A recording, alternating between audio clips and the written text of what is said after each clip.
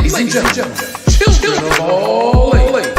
If you follow basketball, you know Chilltown Hoops. So this is really good right here.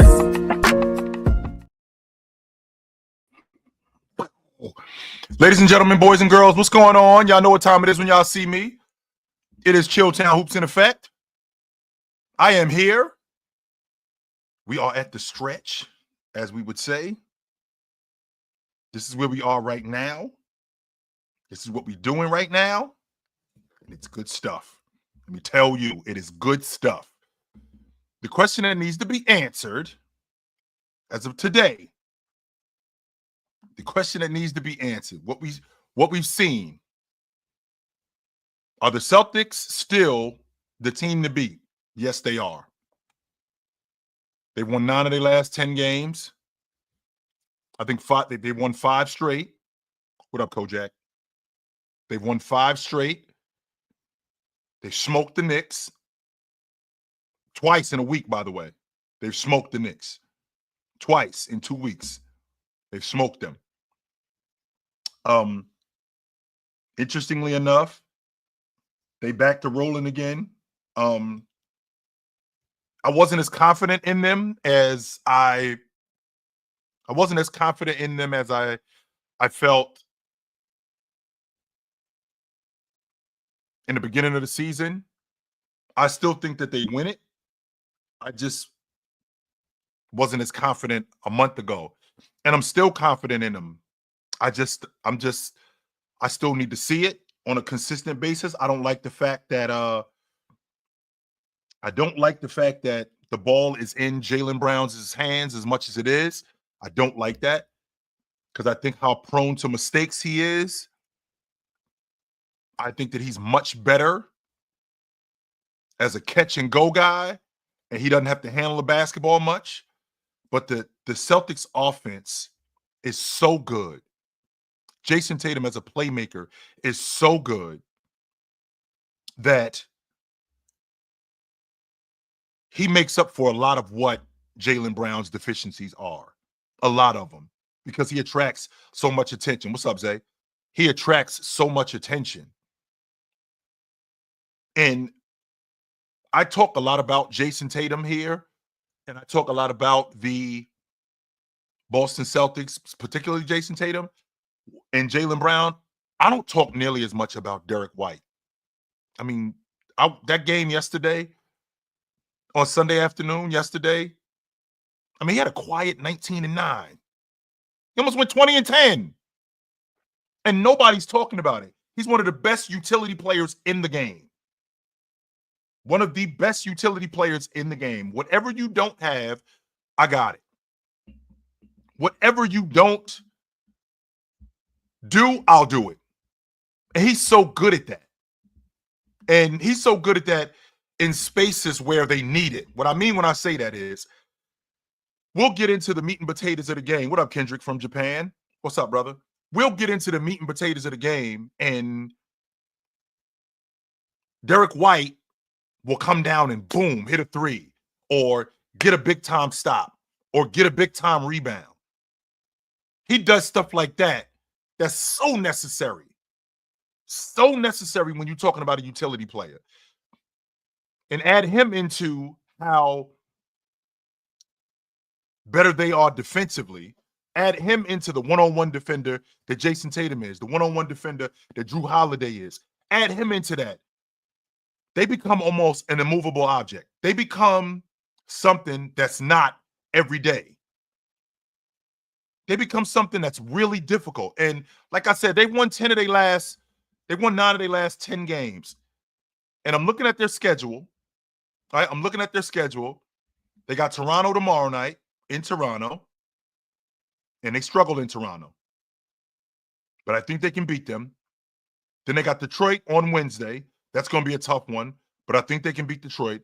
They got Cleveland on Friday at home. We saw what they did to Cleveland in their building. We saw that. Then they got Denver Sunday afternoon. Having Denver on Sunday afternoon, then they got the Trailblazers next Wednesday. They got Philly on Thursday. Then they got the Lakers next Saturday. They got Utah and Oklahoma City. Of their next, let's see, 8 games. 1, 2, 3, 4, 5, 6, 7, 8, 9. Of their next 9 games, I think they can win. I think they can beat Toronto. Detroit's going to be a tough one. I think they can beat them. I think they handle Cleveland at home. Denver's going to be a good test. I think they can beat Denver, and I think they will beat Denver. I think they can beat Portland. I think they smack Philly again. The Lakers are going to be hard. The Lakers coming into their building, and I remember the Lakers came into their building last year and beat the dog snot out of them. Utah comes in. I think they can beat Utah. They owe Oklahoma City. Of these 9 games, Denver, because of these 9 games, 7 of them are at home. 7 of the next 9 are at home. Of these 9 games, I think Toronto's going to be a problem, especially in Toronto. They struggle in Toronto as of late. They have struggled in Toronto. And the Lakers at home and Oklahoma City at home. Those are the 3 teams. Those are the 3 games that I think that they're going to have some trouble with. Other than that, I think that they could keep rolling. And then they go out west. Then I think they got 1, 2, 3, 4, 5, 6, 7, 8, 9. Then 7 of their next 9 are on the road. So that's going to be interesting.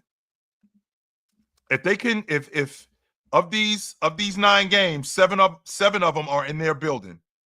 If they can hold down the fort at home and win these 7 games at home, even though they haven't been great at home, but if they can win these 7 games at home, they got the Trailblazers coming in. They got Denver, Philly, who they own, the Lakers on a Saturday night, Utah, and then on a Wednesday night, yes, they'll be sitting pretty going on that road trip. I think they'll be sitting real pretty going on that road trip. So, with that being said, I like the space that the Celtics are in. They're 5th in the league in defense. They got one of the best defensive rebounding teams in the game, which I love about them. Their rotation has been so much better than it was. I mean, Peyton Pritchard, he's probably going to win the 6th man of the year.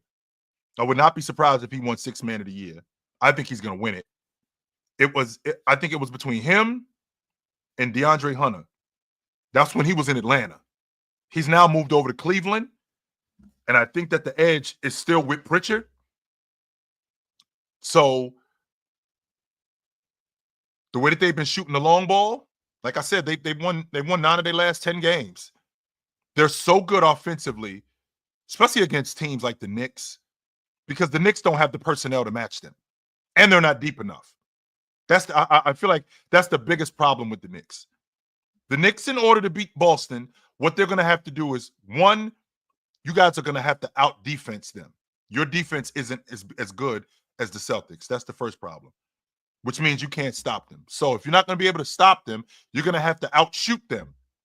Well, you don't have the personnel to outshoot them. Number 3, they take advantage of mismatches. Their offense is better than yours. And why do they take advantage of mismatches? Why do they even have these mismatches? Well, they have these mismatches off the strength of how well they screen. And how well they screen, they force switches. That's why KP ends up with Josh Hart on him. That's why Jaylen Brown ends up with Cat on him. And they do everything that they can to attack. They do everything that they can to attack everything that's wrong with the Knicks defense. And what's the first thing that's wrong with the Knicks defense? Their rim protection. They don't have any.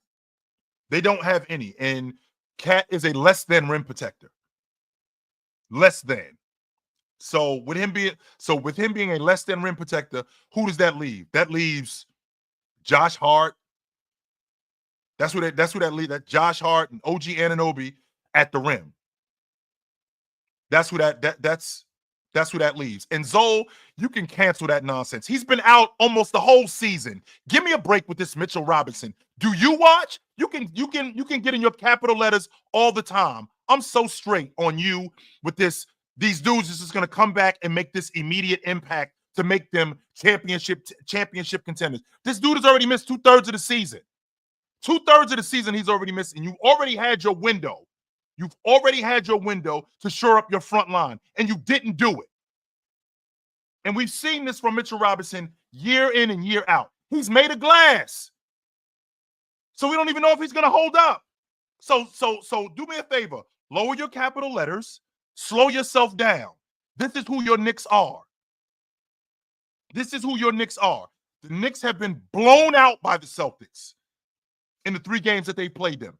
Blown out. Mitchell Robinson is not. I'm going to say that one more time for the people in the cheap seats. Mitchell Robinson is not going to change that. He isn't. This is a guy. How many minutes is Mitchell Robinson, in your estimation? If I had to ask you, chat, if we're being honest, since we're being honest, chat, if I had to ask you, how many minutes? Let's say Mitchell Robinson is a week away, right? Let's just say that for the sake of argument. Mitchell Robinson is a week away, right? Let's say that.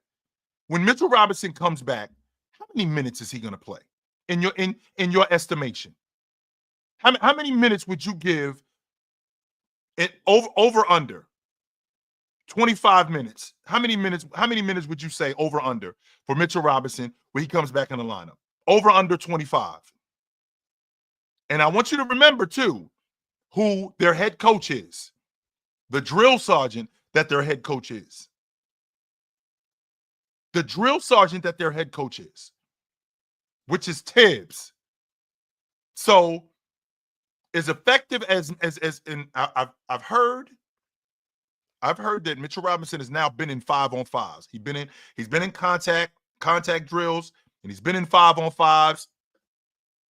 I don't know how good he's been, but he's been in 5-on-5s. So I'll be interested to see what he looks like. I would be really interested to see what he looks like. Really interested. But with that being said, I'm looking at the New York Knicks, and I'm looking at how they match up with the Boston Celtics, and they don't have the personnel. Your defense isn't as good, which means that now you're going to have to outshoot them, which you don't have the personnel to do that. And their rotation is better than yours with Pritchard, with Cornette, with Cater, with Hauser. They got 9 guys. And all of these guys are going to play in the playoffs too, by the way. I think Tibbs has a number of different guys, but I think the difference with Tibbs is Tibbs doesn't go that deep into his bench. He doesn't, unfortunately. He does not go that deep into his bench. And because he doesn't go that deep into his bench and stick with those guys, that's the difference in his rotation. Because I think that, guys like Colette, I thought guys like that should be playing, but clearly they're not. But if the season ended today, which it's not, as we know, right? The season isn't ending today, but if the season ended today, the Knicks would have to see the Knicks would have to see Detroit in round 1. That's what they would have to see in round 1. How do you like their chances against Detroit in round 1? Because I think Cade takes advantage of that matchup between him and Cade. I 100% believe that he takes full advantage of that matchup between him and Cade all day. I don't think he kicks Jalen Brunson's ass. I don't think Cade kicks Jalen Brunson's ass. I'm not going to go that far. I will not do that. No. But I do think that he takes advantage of that mismatch. 100% I believe that. I think Cat takes advantage of the matchup of Jalen Duren, because Jalen Duren isn't what I thought he was going to be. What up, D? He's not what I thought he was going to be as a defender. He's really stiff. He fouls a lot. I think I overestimated him as a defender. He's a fantastic rebounder, though. He's not a good rebounder. He's fantastic as a rebounder. So in order to get to at minimum the conference finals, they're going to have to get by Detroit and then Cleveland to get to the conference finals. And I don't know how realistic that is, which means that we right back where we were last year with all the trades that they made. Boston, on the other hand, Boston would have to see if the season ended today. I think they'd have to see with the current format. Let's take out the play-in tournament because you know how I feel about the play-in tournament. If the season ended today, I'm not a fan of the play-in tournament, as you know. So I'm just going off of what it would be today.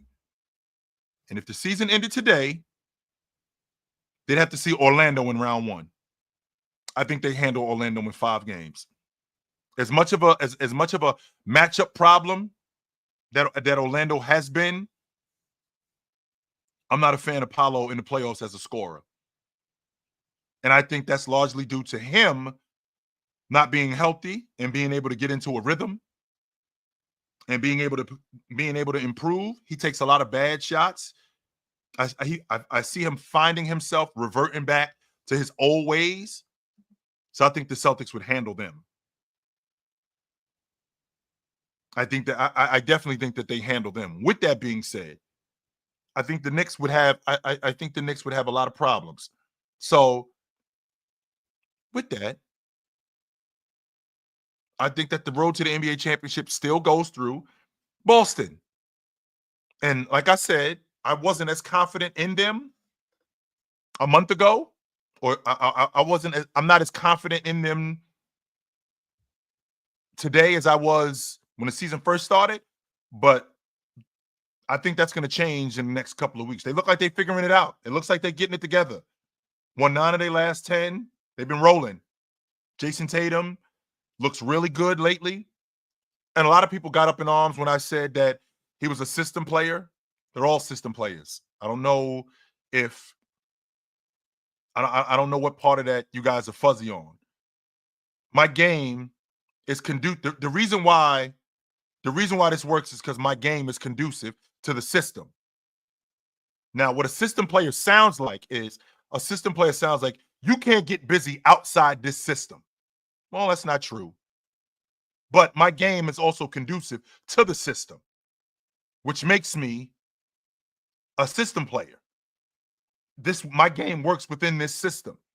That's why the triangle was so effective. Bryant was a system player. Jordan was a system player. Shaq was a system player. Scottie Pippen was a system player. My game is conducive to the system. If you put me in a system where my game doesn't work, then I'm not going to work. Now, there's some guys that you got to turn loose. I'm not going to argue that. There are some guys that I feel like you got to turn them loose, but they can also play within the system. Bryant, Jordan, Shaq, Scotty. You know, there's a bunch of different guys who can play within the system. You know, Curry can play within the system of what's going on with the Golden State Warriors. Clay plays within that system. I think when you guys heard me say that Jason Tatum is turning into a system player, I think that's all you heard me say was he's a system player. No, I feel like he's relying more on the system. I could be a system player and play within the system, but not be solely relying on it. And that's what the majority of system players do. They rely solely on the system. No, I don't think Bryant relied solely on the system of the triangle. He deviated from it. Jordan deviated from the triangle. Excuse me, Shaq deviated from the triangle. I could be a system player, but I'm not totally relying on the system, if that makes sense.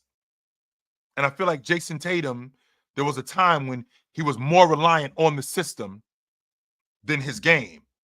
Because his game, even though it's conducive to the system that they run with the Celtics, a lot of pick, a lot of on-ball screening, a lot of off-ball screening to create switches, a lot of mid-post and a lot of mid-post and mid-range work.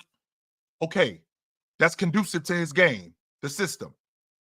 But, and I've said this in the past, there comes a time when I can only X and O you for a certain amount of time until I need you to go get me a bucket. I need you to get me a stop. I can appreciate you relying on the system 100%. I can appreciate you relying on the system. That's how we got to where we are.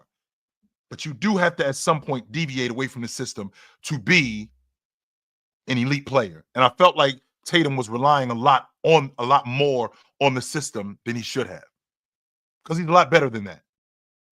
He's much better than that. And I take nothing away from being a system player, because again, I can't say this to you guys enough. They all system players, all of them. In order for us to be productive, in order for us to win, we have to develop a system. That's what's going on in Oklahoma City. They have a system. Now, that team is heavily reliant in terms of scoring on SGA, but their system is conducive to SGA's game, to J-Dub's game, to Chet's game. It's conducive to these guys, and it works. And then SGA, he doesn't have to deviate as much from the system because a lot of their stuff is created on defense. A lot of times what they do is they create offense with their defense, where they'll create steals to speed the game up and get Shea in the open floor, which is where he's fantastic, whether it's stop and pop or dive into the rim, finishing with each hand. Well, that's created by their defensive schemes. Blitzing, trapping, rotating. That's part of the system that they run. And whom they trap with, whom they double team with, stuff like that. Like, that's part of their system. And I think SGA's game is conducive to that system. What you do I feel like what you do as a team, you build your unit and your system around a specific player's skill set. That's what they're doing in Denver. That's what they're doing in Denver with Joker. That team is built around Joker's skill set. The system is playing off of Joker. Pick and dive, pick and pop action, cross screens, back screens, flares, dive into the corners, stuff like that. And that's and the reason why that's going on with them is off the strength of how good Joker is as a passer. You devise a scheme, you devise a plan, and you devise a system that's conducive to your best player. The reason why the triangle worked with Jordan is because he attracts so much attention, and it was less difficult as a passer for him to get off the peel and get other people involved. With the amount of ball movement, with the amount of action, it would make it a lot less difficult. Same thing with Bryant. Same thing with Shaq. Same thing with these guys. So, since we're on the subject of the Lakers, I asked the question earlier today. I'm not sure. I'm not going to say that I'm totally sure of this, but I had to ask the question, did the Lakers crack the code? I mean, because we're going up against a team in Denver that we haven't beaten in a long time. I think they're 11-1 against Denver in the last 3 years. Before Saturday, they had beaten them one time in the last 3 years, 23, 24, and 25. Before Saturday, they had beaten them one time. So what was the issue in the past? Well, the issue was they were relying solely on Anthony Davis as a defender to deal with Joker. There really wasn't much switching going on with Anthony Davis.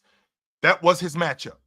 They would get Rui into action with Joker, but then Mike Malone would sniff that out.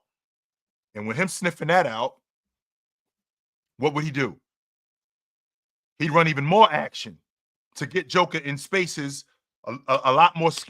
He'd run more action where now Joker is screening more. And I don't know if you guys know this, but when you screen, you force switches, especially in the NBA.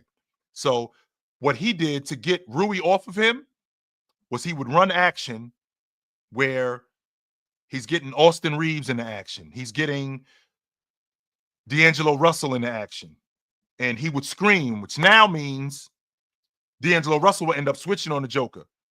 With D'Angelo Russell switching on the Joker, he would go right after him, which would now leave Anthony Davis to not switch. Like, I got to get around. I got to get you around screens. You have to get around screens. And they were so reliant on Anthony Davis as a defense that they didn't really do their jobs as effectively as they could. What they did different in this game on Saturday, one of the things that I've never seen any team do, I don't remember seeing this going on with Shaq. They picked up Joker full court. So whenever Joker didn't have the ball, they would not allow Joker to run in transition. Whether it was Jackson Hayes or it was Rui, the pickup point was at the free throw line on the other end. Get in front of him, slow him down. Number two, they limited his touches. I've said this countless times. You guys talk to me all the time about players in terms of scorers. You talk to me all the time about scorers and how they are effective as scorers. And I've always told you, to counter a scorer, I got to throw him off his rhythm. How do I throw him off his rhythm? Because this is who scorers are. They're rhythm players. Once they develop a lather and they get into a rhythm, it's almost impossible to stop them. I believe the youngsters call that turning their water is now on. You can't turn that water off. Well, how do I get that water from even starting? Well, the way I get that water from even starting to run, I got to throw your rhythm off. And how do I do that? I got to keep the ball away from you. Once I keep the ball away from you, I'm throwing you off rhythm. And that's the second thing. The second thing that they did, the Lakers. I think Joker had I think he had only like 40 something touches. And he's actually responsible. That was down 25% from what it was in the past. If we have a player who is responsible for all of our offense, and we could cut a quarter of that out by taking the ball out of his hands, we're sitting pretty. And the Lakers did that with Joker. The Lakers did that with Joker.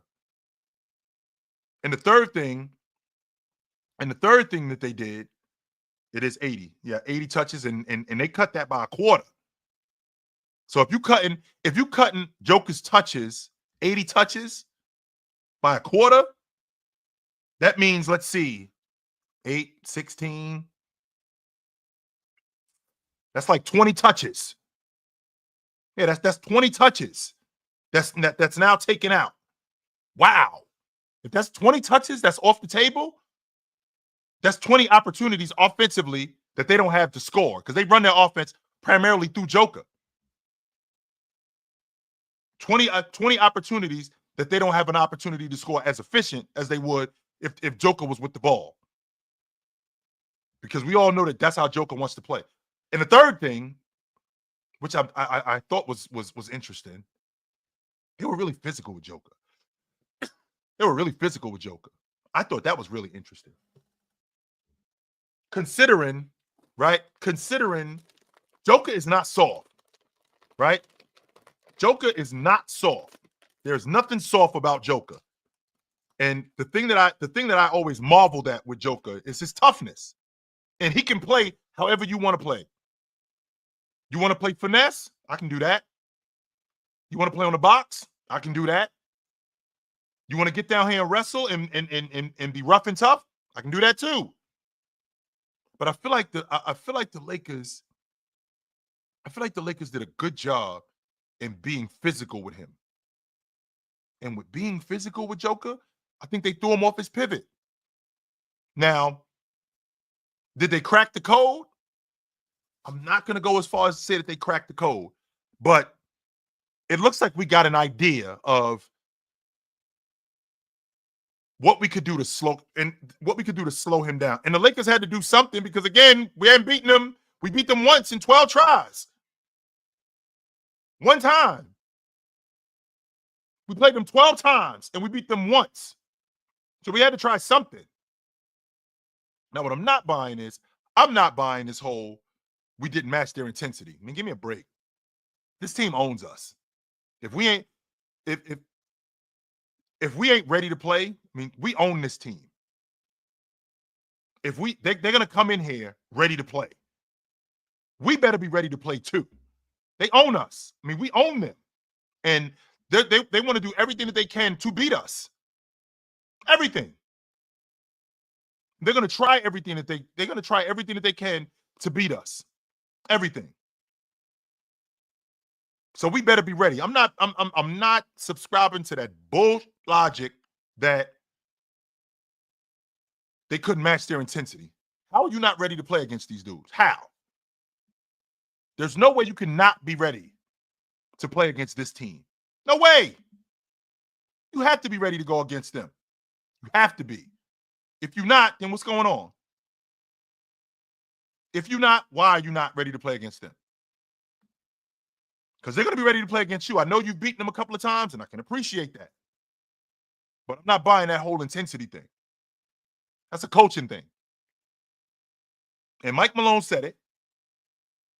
Mike Malone said it himself. He got out-coached, which happens. Phil Jackson has gotten out-coached. Pat Riley has gotten out-coached. Pop has gotten out-coached. There's plenty of teams who have great coaches that have gotten out-coached. That's happened. 100% that's happened. So when we see them the next time they play each other, I'll be interested to see how Denver matches that intensity, because I can tell you right now, they're going to be hype again. And I think that they bring the same. I'm not saying that they bring something similar. I think they bring that same game plan. I don't think that they're going to add anything, because it worked. Right? It worked. So I don't think that they're going to bring anything different. Why am I switching up if what I just did worked? There's no reason for me to do that. None. Just worked when I did it. So why am I changing my style? No reason for me to change my style. So with that, I still think, even though they had a favorable schedule, I think that the most dangerous team in the Western Conference right now, I still think it's Denver.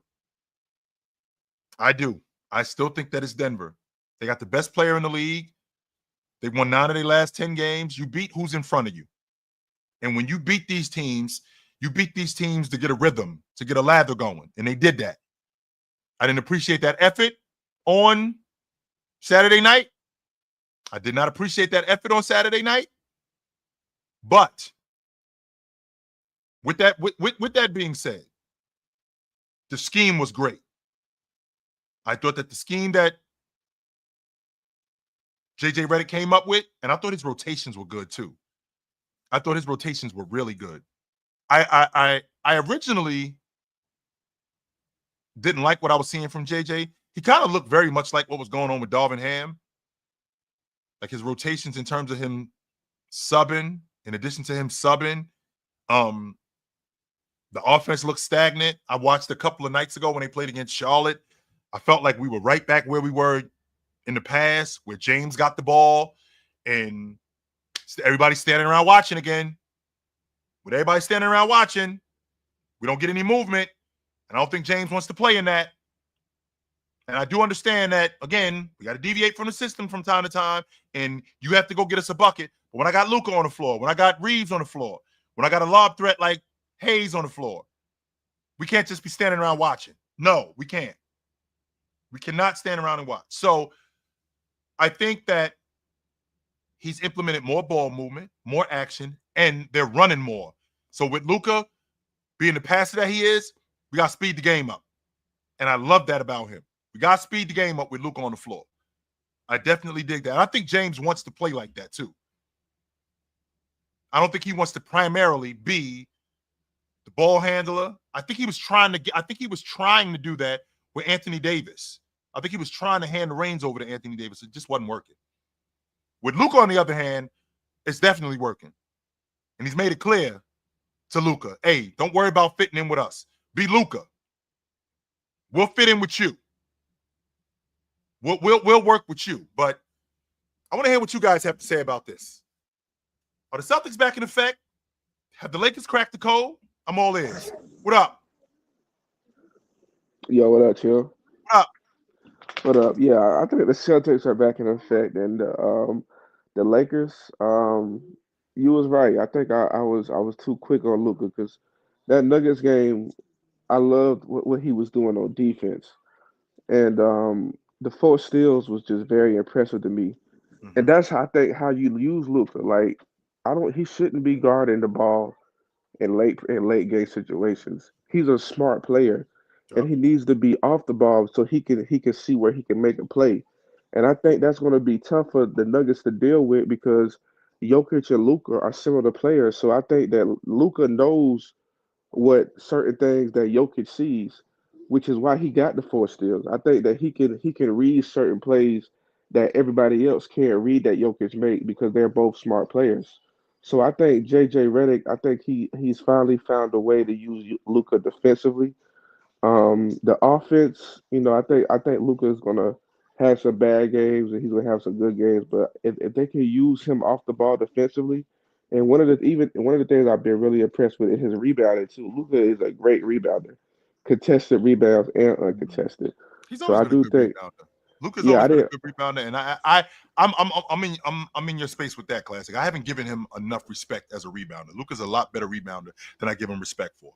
A lot Yeah, better. I didn't know he was that good until he got to the Lakers because I always thought that in Dallas, maybe they would just let him get these rebounds, but he Yep. he's actually getting these rebounds himself. Like he's fighting for rebounds and getting position, and he's a strong guy. Even though he's not very fast, he's strong.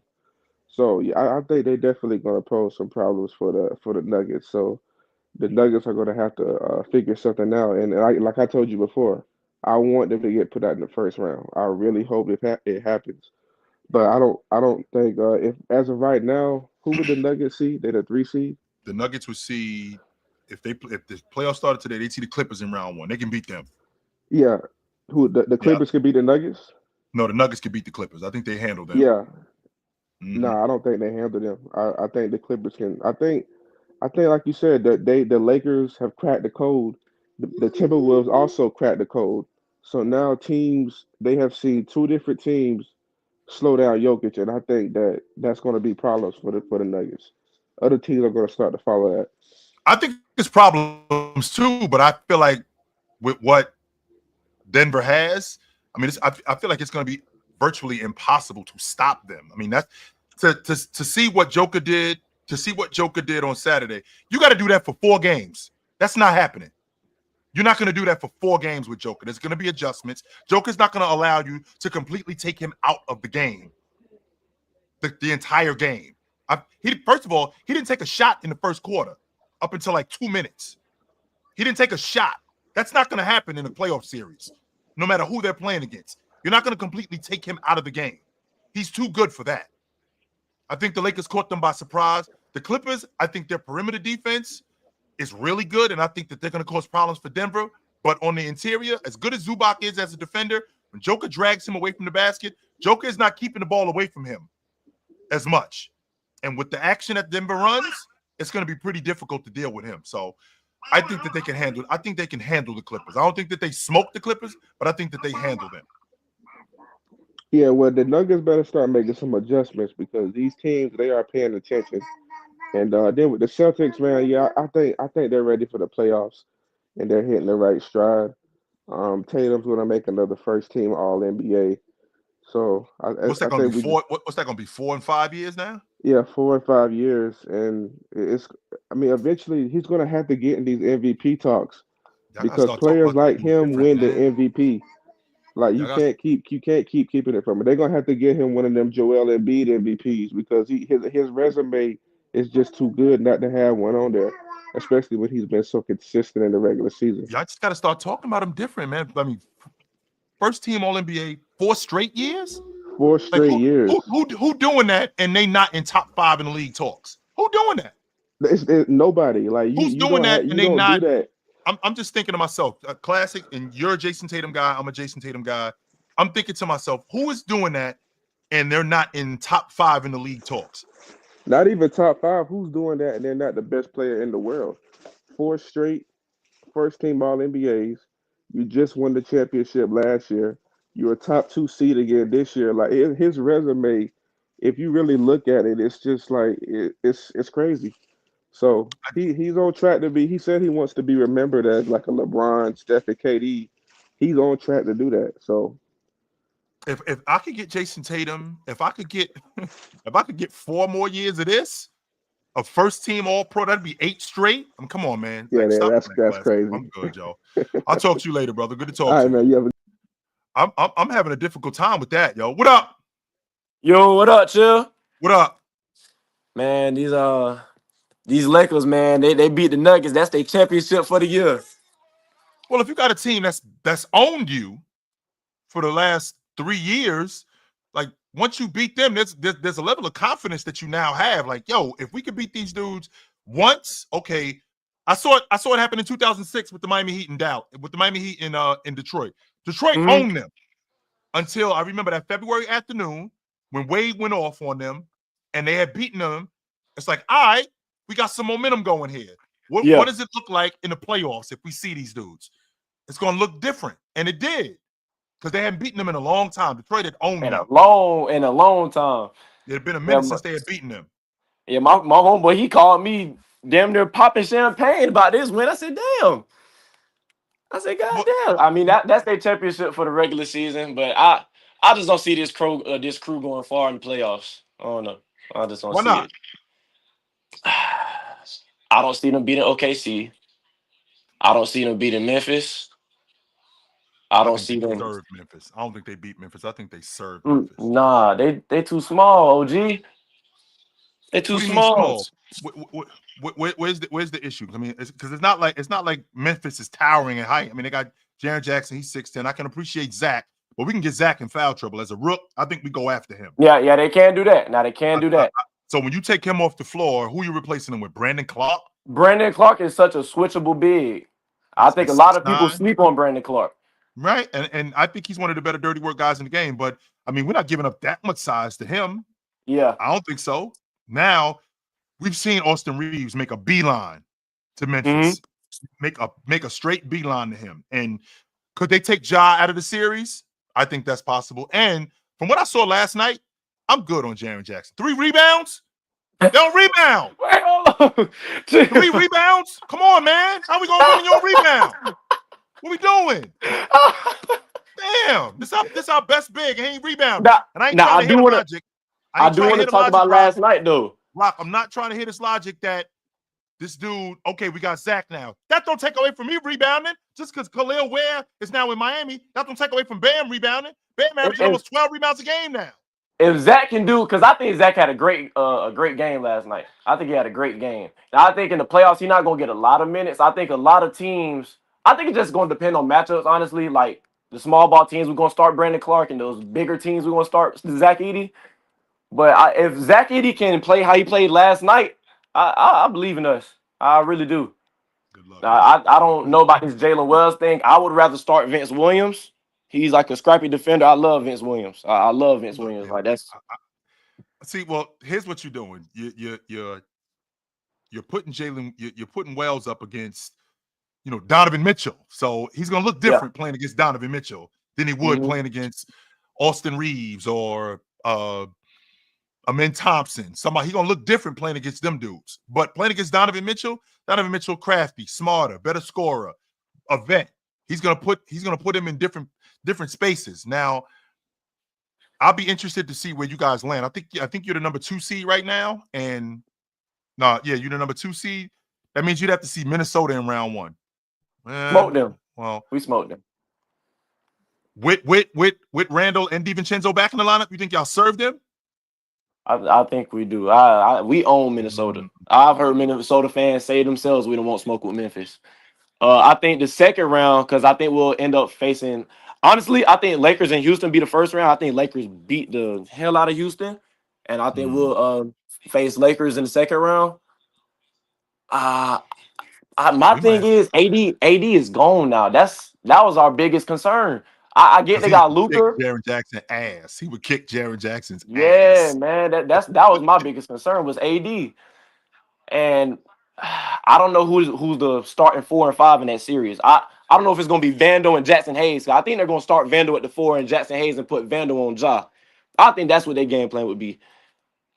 No, I really can't speak on that until I would see the actually lineup. it would be Reeves and Luka. It would be Reeves and Luka. It would be Hayes, Rui. It would be Hayes, Rui, and it might. I don't think it'd be DFS. I know Rui starts at the 3. I do know that, and he's so switchable to play the 4 too. So we're gonna see, Rock. I'll talk to you later, brother. We're gonna see. Good talking to you, OG. Yes, sir. What up? Oh, gee, what's happening, man? What's the word? What up, D? Can you hear me? Am I good? Yeah. No, you hot. Okay, so I'm watching this Lakers game, right? And I know it's just one game, but I think the bigger problem with the Nuggets is their defense.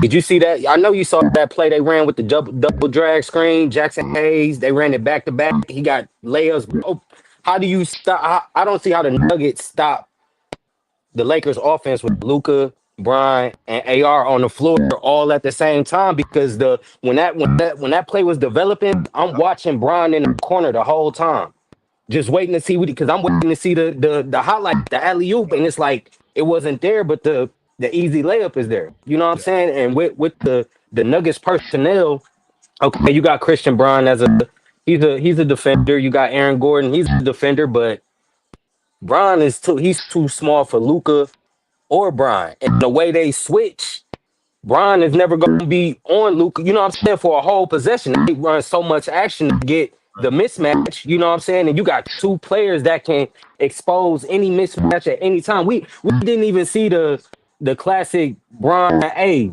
whoever guarding Jamal Murray, come over here. Let me back you down. We didn't see that at all. We didn't even see that. You know what I'm saying? So it's like I don't understand, or I don't see the Nuggets stopping the Lakers offense. Like I don't think they're gonna hit 16 threes. That double drag action, I think that's a communication thing more than anything. I saw that developing. If you're gonna just let Jackson Hayes dive to the basket unmolested, I mean, Luka's gonna find him all day long. And, right? and look how they defended it. They brought Jokic and Jamal up. Yeah. Every time. And it's like how are you gonna guard that if Jokic is in every action? Like I don't see them stopping it. Well, here's the thing, dude. What's gonna have to happen is Jokic, when he's in that action, Jokic has to dive. Jokic can't just he can't be relegated to switching. He can't be relegated to hedging. Because Jackson Hayes is not a pick and pop big. Jackson Hayes is gonna set screens and he's gonna dive. Joker, you got to go with him. You can't stay at the top hedging and chasing James off screens or chasing Luka off screens. You got to dive because that's what they're looking for. That's why he was so wide open.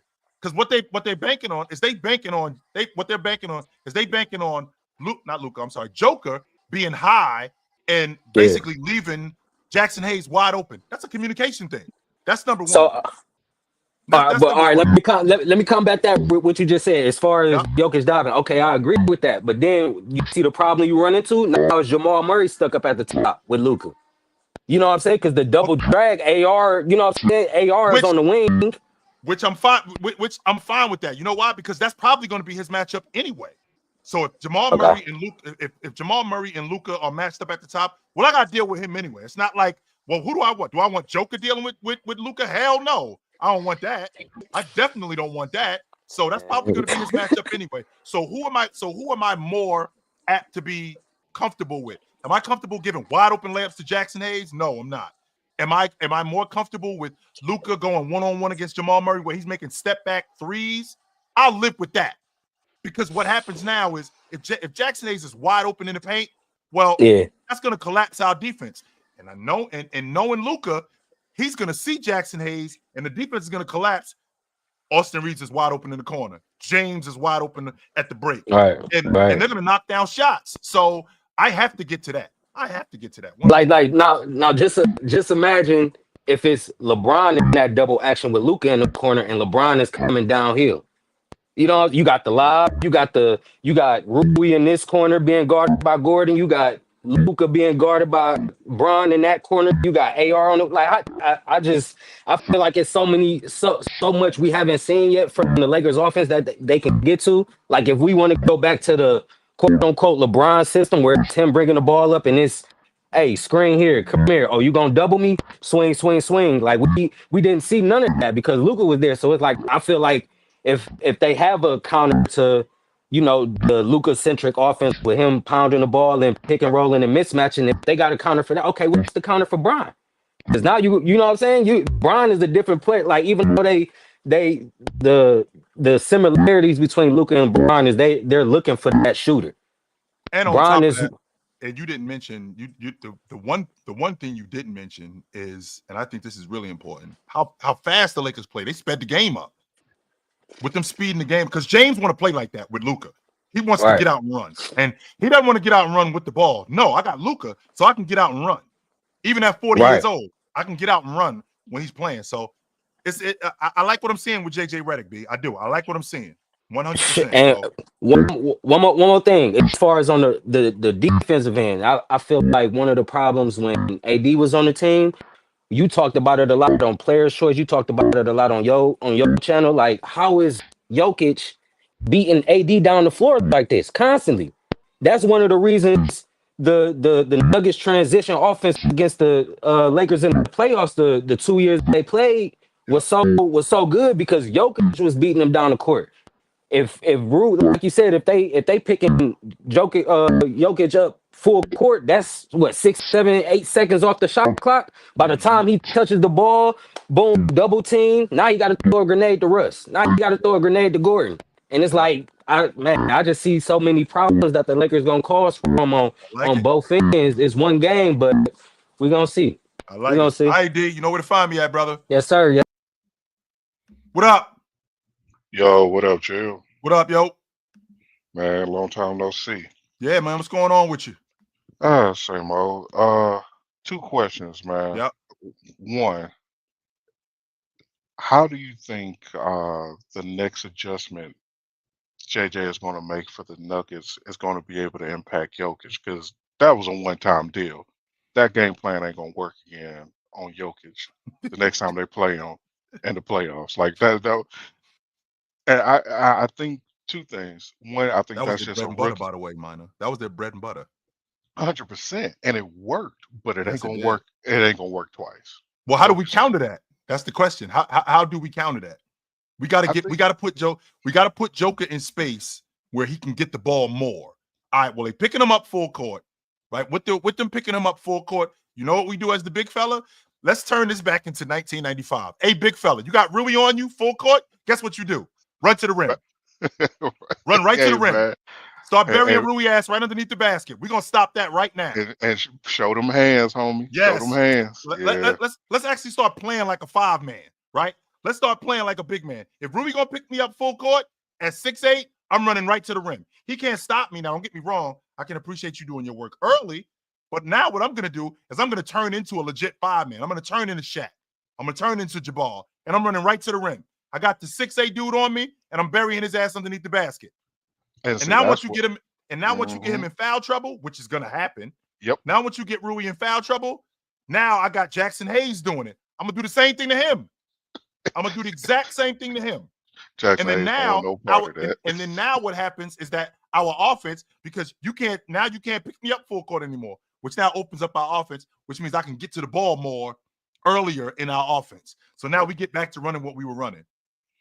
I think, and I agree with you. I think speeding up Jokic is probably what Mike is gonna have to tell him. He's going, hey, I'm gonna show you these old videos of Karl Malone. I'm gonna show you these old '90 videos of Shaq. And I'm gonna show you how they used to get easy points, and that's what we're gonna keep doing. If that's how they're gonna play us, Okay. that's what we're gonna do. The, I the run other right to thing, the I was rim. having a discussion with a couple friends, and we were talking about shooting guards, Yep. and uh, listening to you guys talk about the one-on-one this morning, Mhm. it also kind of made me wonder if you're a GM and you have Tracy McGrady and you don't have to worry about injuries, and you have Dwayne Wade and you don't have to worry about injuries, who are you going to pick up? Who are you I'm going to draft? I'm still taking Wade. Really? Yeah, I'm still taking Wade. I can appreciate Tracy McGrady, bigger at 6'9", Correct. elite finisher, great one-on-one player. I just feel like D Wade did more. I feel like he did more. I feel like he did more on the defensive end. I feel like he did more as a playmaker.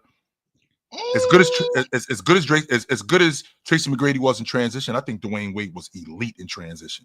As a defender, I feel like how switchable he was, how good he was as a shot blocker, especially on the weak side. Correct. We're taking health off the table. Taking health off the table. Yeah, we're taking health off the table. And in terms of a one-on-one player, Dwayne Wade is one of the best.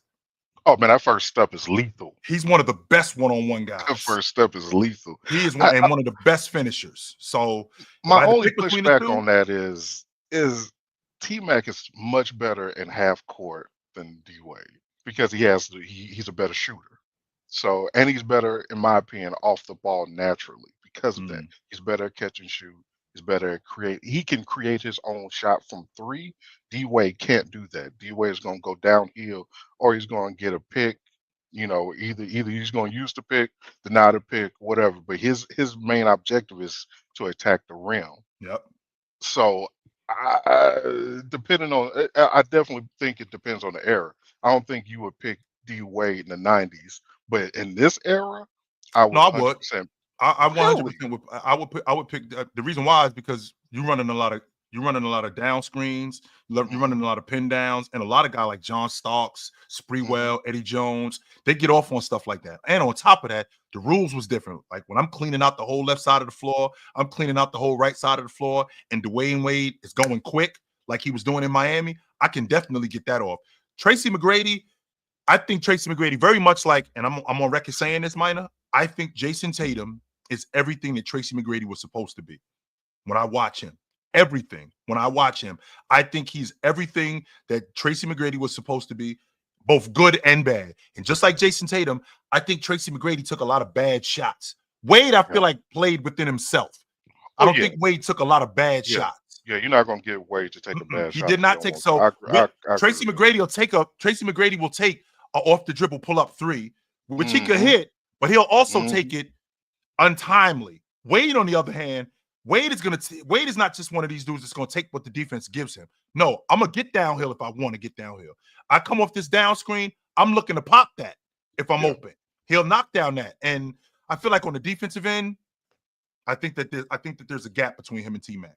You think it's easier to build around Wade's deficiencies than it is to build around T-Mac's? Yeah, I do. Okay. All right, chill. Till next time. All right, brother. Good to talk to you. What up? How you doing, Showtime? Can you hear me? Yeah, you hot. What up? All right, what's up? Hey, first of all, thank you for shouting out my man DW, man. He's always been one of my favorite scoring guards of all time. I've been a fan of him whenever he came out of Marquette. And the fact that him and Shaq were able to get that finals run and able to win the chip, please understand, that man was Michael Jordan of the team. At least how I saw him. Because I was young enough to watch that on TV, his finals run and everything that he produced. Trust me, compared to T-Mac, I was like, nah, this man, he would. And also, what's criminally underrated about him is he would battle defenders, dudes that are bigger than him, and get blocks on him. I'm sorry. He did that to Verjao. He did that to a lot of big dudes. And when I saw that, I'm like, this guy is crazy. He's like it's like the complete package. But the thing is, he couldn't sustain that for too long because it wore down his body. That type of play style, it is very Allen Iverson-esque. But the thing is, I think he kind of proved like Allen Iverson, like it can be done. It's just like, what can you add to your repertoire of your skills? That's why Ja, for that reason, everything that you just said, that's why Ja's going to play longer, because Ja changed his game. Ja isn't the high wire act that he was 2 years ago, because he knows that he ain't going to last if he play like that. He knows that. And the thing is, I'll tell you about this. I love Ja Morant. I like him more than De'Aaron Fox because Ja Morant has energy. Ja Morant has toughness, and he's really fearless. The way he just be dunking, like he dunked on Wemby, but even though that dunk didn't count, I'm like, he don't care how tall you are, and I'm just like, he'll just dunk on you. Even though he And got dunked on yesterday. He got dunked on yesterday, which yeah. That's just karma. You ain't Yeah. just gonna be dunking on people and not get dunked on. It's gonna come back. Right. Karma. So that's what Karma. that is. That's what he gets for that's what he Mess. gets for doing that. But Literally I gonna wanted get to dunked speak to but I wanted to speak to your Jason Tatum thing. on. And the thing is oh God, it's I don't think the man's ever gonna get his flowers. At least for some people.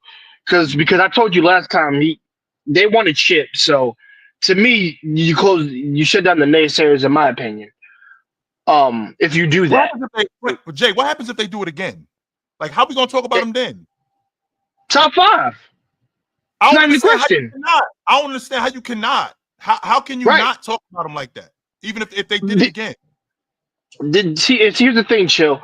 I can't give Joel. I will never. I'm gonna say this right now because I got to put him under the fire. Joel Embiid doesn't deserve to be top 5 to my opinion because the way his body is breaking down so much right now. I feel like Jason Tatum has more longevity. The way he plays is not going to be to a detriment to his career or to his body. Like we're going to get I'll say 8 years. I want to be let me be generous. I'm going to say 8 years of this. I feel like if I watch Tatum another he's 26 right now. How many more years of this Jason Tatum can I get? 26. He's 26 years old now. 26 years old. How many more years of this Jason Tatum can I get? I'm gonna keep it around about 7 to 8 at least. I think I think I 8 is trippy, but I'll say 7. I'll say 7. I think I could get 5 more years of this Jason Tatum. Of this Jason Tatum in particular, I think I can get 5, maybe 6 more years of this Jason Tatum. And then I'm still gonna get elite Jason Tatum, but I don't think that I'm gonna get what I'm seeing right now. But I think I can get 5, at least 6 more years of this Jason Tatum. And I think he can play with another guy, and he'll play another 5 more years after that. Well, here's my thing with Tatum. I think at least when he got into the league, there was a lot of promise for him, and also, like I said, it was the guys he was playing around. And I tell everybody this. I know Jimmy Butler for everybody, but I feel like if Tatum had a Jimmy Butler behind him and just be like, yo, plug that battery back to yo, dude, go out there and destroy them. I'll take care of what I gotta take care of, and you be you. You shoot, you get in the drive, I get everything else. And even though because I know there was an argument saying, you should split those two up, Jaylen Brown and him, because I didn't think Jaylen Brown and put enough energy, put a battery in Jason Tatum's back in order to be great. But the thing is, for me, is like it depends on what the team is constructed around and how will your boys empower you to be great. For example, I never expected Jim Butler to be this type of player. Like he's taking rosters, like you shouldn't be able to take rosters like that to any type of finals, but he did it. But the thing is, he believed in his guys. He believed in him. I got to be the dog. I got to do everything. And that's why I said, imagine Jason Tatum had that behind him. I guarantee everybody if he had that fire in his back, no one's gonna talk negative about Tatum. Like Tatum is that dude. He needed a good number 2 next to him just to fire him up. But the thing is now, like I said, he'll make a lot of all NBAs. Like I know that for sure. Yeah. And like I said, I got no hate for the brother. I love the way he plays. Like I just said, just wish it was a little bit. I tell people if he has an off game, like it's not like he go average 18. It's like maybe like 22 or 23 points or 24. Like I said, we're not going to get 49 every time, so that's completely unrealistic. Right. But he could put up those numbers if he wanted to. But yeah, like I said, listen, I'm gonna say this: Tatum is 5. He over Joel Embiid for me. I don't care what anyone says for right now. Like I said, I think he can play 7 more years with this. Yeah. Because remember the way he plays, Chill. It don't do a lot of wear and tear on his body. You do know that, right? Not like Giannis. He's not one of these like contact and rough and tumble type of dudes. No, that's not rough and tough dudes to damage his body like other people. And plus, that old school way of playing, it does have a 100%. Wears you down. Mm-hmm. So 100% I can get with that, no doubt. I got you, partner. Thanks for having me on. No doubt, Jay. Good to talk to you, brother. What up? Yo, Chill. Can you hear me? What up? Yes, sir. What up? What's good, man? Hey, man, I've been listening to all the topics, man. But I've been this Kobe Bryant. I've been waiting. I've been saving this one for you, man. Because let me ask you, what moves you more, regular season or playoffs? What moves me more? Right. If people Uh, accomplish stuff in the regular season or the playoffs. the legend is built in the regular season and it's enhanced in the playoffs. I Okay. don't buy these guys that just get busy in the playoffs and they only give me Mm-hmm. this little bit in the regular season. No, the legend is Uh, built but in the but regular season and it gets enhanced in the playoffs. but when we talk about the top 10, we know most of them then did regular season stuff like out of the top 10 all time guys. So that's why if you want we want to be nitty gritty and have like a one-on-one debate. But that's why I'm saying I look at the playoffs more because most time we debating top 10 guys. So the regular season they already got. You see what I'm saying? So that's what I'm saying. Like the playoffs. So for me to ask you that because Kobe is fourth in playoff total points, but he's 11 in average. Yep. You know what I'm saying? Is that moving you? Him No. being fourth in points No. in the playoffs? No. Mm-mm. I'm playing. Okay, so my question is, what is it with Kobe with you? What is it? What when Why you is he? say what is Why it is he with not me top with 10? Kobe? Yeah, Because I'm a yeah. big Like man why is he archie. not? That's why. I think big men are the best players that ever play the game. That's why. Okay. For that Even reason right even there. with big man being in, even with big man though, chill. Kobe still should be higher than 11. Chill. Come on, that's the next. That's the If, next if, thing to if you Jordan. if you got him anywhere between 7 and I don't have no problem with that. If you got him at I 7, got him at. if you got him at I 8, got him at if you 3. got him at, you can't convince me he's the third best player in NBA history. You can't do that. You can't. You How? can't convince me he's the third best player in NBA history. And your logic is based solely. Your logic is based solely on him being a carbon copy of Jordan, and he wasn't. He was No, not. no, but listen though. Okay, listen. What about this? Let's break it down from era. He was in the finals 7 times. Chill in the 2000s. Chill, 7 times. He went three with Bill three Russell with Shaq and without Shaq. Bill Russell was in the finals every year. What are you talking about?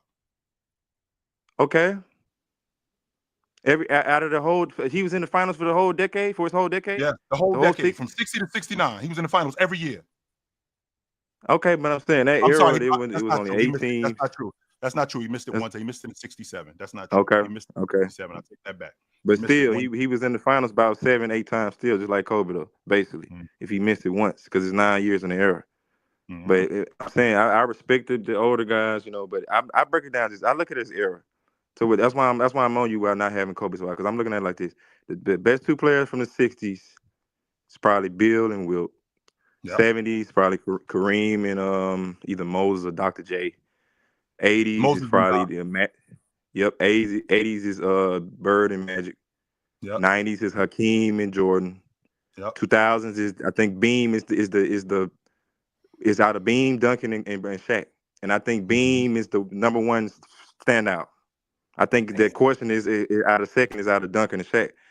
Because for one, with You think Shaq, Bean? You he made the think Bean the finals. best player from 2000 to 2009? You think Bean I the think best so. player? About what I told you earlier of him being in the finals 7 times out of 9 years, chill. 7 out of 9 years, he was in the finals 7 times, chill. Shaq was in the So finals 5 times in 7 years. okay, but I'm saying 7 times out of 9, no, that's better. 7 to Yep. 9. And 1-5 and 1-5. I can appreciate that. Sure. If your logic is built solely on championships, because that's where you at with me, Spider. You keep talking about playoffs. If your logic is built solely on Mm-hmm. playoffs, you can't talk to me about Kobe Bryant until you talk about Bill Russell, until you talk about James, until you talk about Jordan, until you talk about Jabbar. You can't talk to me about Bryant. Mm-hmm. And that's what your logic is solely built on. It's built on the postseason. And that's who embodies the postseason. Bill Russell, Jordan, James, Jabbar, Mm-hmm. Magic, Bird. These dudes embody the Yeah. postseason. They embody it. Chill, you losing me with Jabbar. Because How am I losing you with Jabbar? my thing with Jabbar is he won most of his chips later on, right? He only won 1 chip in the 70s. That's the real Jabbar. I'm In not year 2, saying by the way. all the 80s, In year 2, by I the way. know. Yeah, In year right. 2. He was 23. Yeah, he was 23. Yeah. Yes. But I'm just saying, that's only 1 chip out the era. That's 1 out of 9 years, chill. He went the You see what I'm second time and saying? he lost in 7 games to the Boston Celtics in 74. He Okay, lost in 7 games. it was a tough series. I understand that he's a great player, and I know he lost Oscar. He only had Oscar to like 74, I think, or 76. So from like 77 74 to is right. 70. 74 is right. Okay, 74 is so right. from 75 to 79, he had nobody basically. But they just say he had Bob McAdoo, Bob, whatever the dude name is, and but he basically had nobody in my opinion. But still, I like I said, the 6 MVPs, I understand it, but I look at playoffs first. Okay, Playoff so success. let's talk about playoff success. So in 69, I'm sorry, in 70, in 71, they win the NBA championship when he's with Milwaukee in year 2. And then in 74, and in 74, they lose again to the Celtics in 7 games. In 75, he goes to the Lakers. They are the Trailblazers when he get on that crew, right? They Charlotte when he get on that crew, at the bottom of the NBA. They go from being at the bottom of the NBA to, if the playoff format was what it is today, they would have made the playoffs that year. They didn't make the playoffs because the team in their division, the team in their division, I think won more games, even though they had a better record than the team in their division. So then in 77, so in 77, they lose to the Trailblazers, who won the NBA championship. In 78, they lose to the Sonics, who were in the NBA championship that year. And then in 79, they lose to Seattle again, who won the NBA championship. They lose to them in the Western Conference Finals and the Western Conference semifinals. And then in 80, he gets Magic, and now he's 33 years old. And now and now we start rolling again. Right. So now we talk again. We're talking about postseason. They built that Laker thing from the bottom up. They were awful when he got on the crew. Now, don't get me wrong. He's had some mishaps in the playoffs. I can say the same thing about Bryant, but I'm talking about Jabbar specifically. He had some mishaps. I think in 73, if I'm not mistaken, either in 73, I think they won 60 games. They got bounced in the first round, and they won 60 games that year. That's bad. I won't argue that 100%. But for a mishap like that,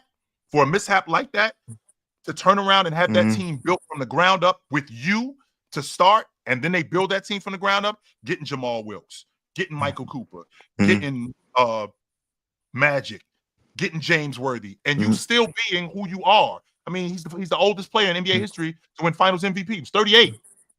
Nobody else can say that. I understand that. Bryant wasn't in the league. Bryant wasn't in the league at age 38.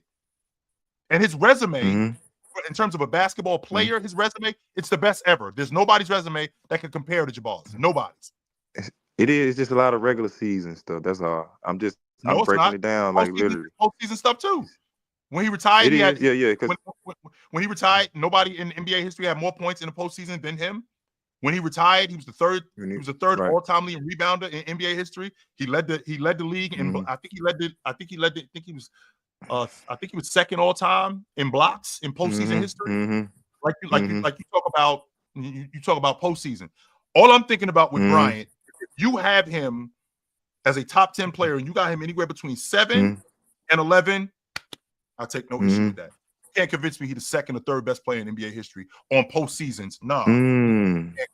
Even with being in the final 7 times, I thought I was gonna get you with that one too. Even with being in the final 7 times out of 9 years, three of those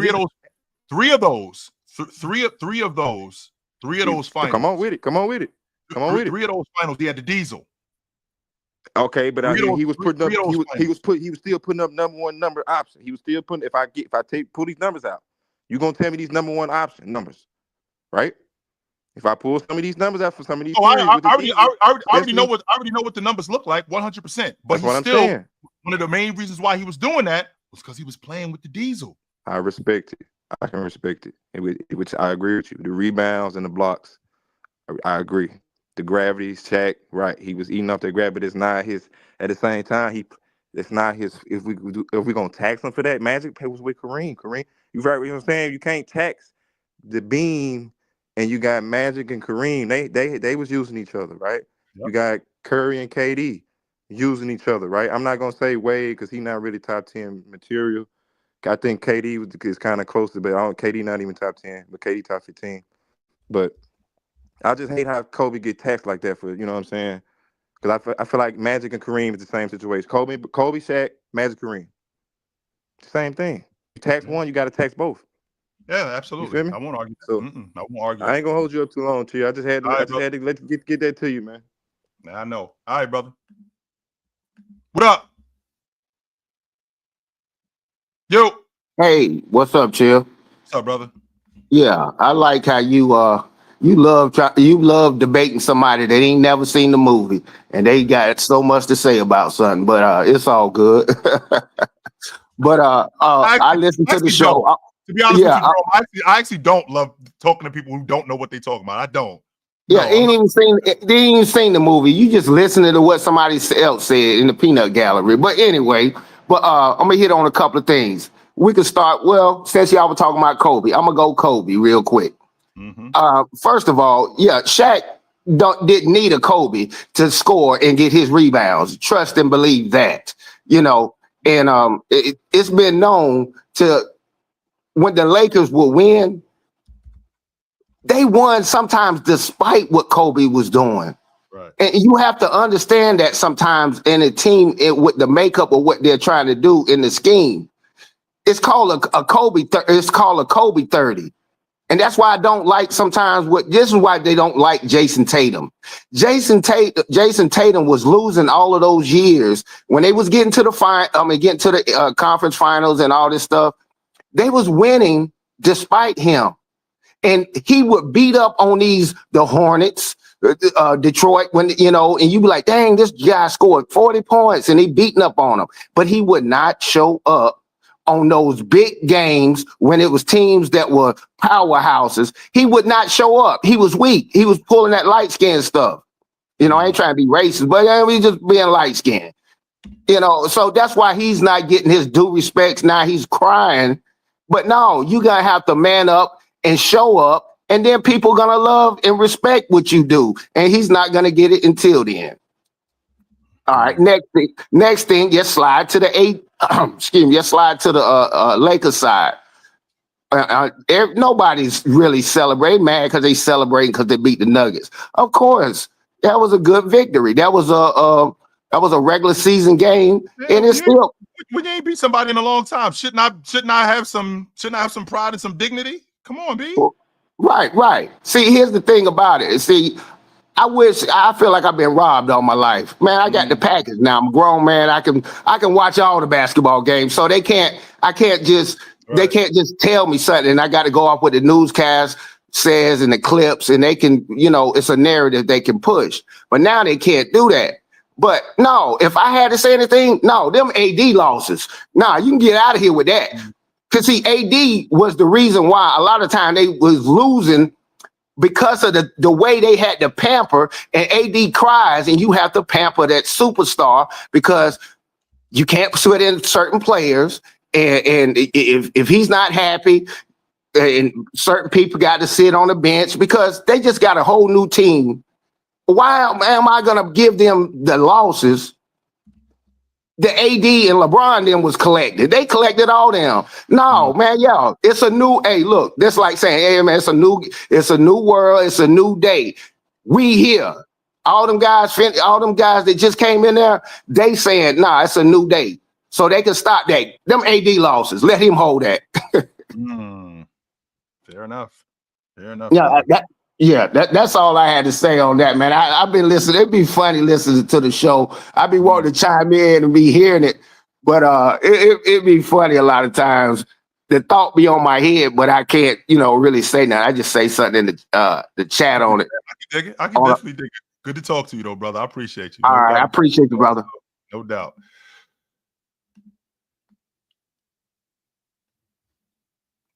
All right, guys. Y'all know what time it is when y'all see me. About that time for me. Shake the spot. It was good to see you guys today. It was good to see you guys this evening. Y'all know where to find me at. If I'm not here, I'm on the panel from 11 to 2. If I'm not there, you can catch me on TikTok, 9 a.m., Monday to Friday. Good Morning NBA. We do that every day. If I'm not there, you can find me on Tuesday night with my man Tony Tone on Fluent and Chill. We do that. If I'm not there, you can find me on Saturdays with my man Big Ox on the Players Choice Network. I'm not hard to find. So with that being said, I will see you guys soon. Until then, put on a suit, drink water, don't drink and drive. Hey, man, call your mother. When last time you talked to your mother? I talked to my mother today. When's the last time you talked to your mother? Call your mother, man. I will talk to you guys soon. But until then, take it light.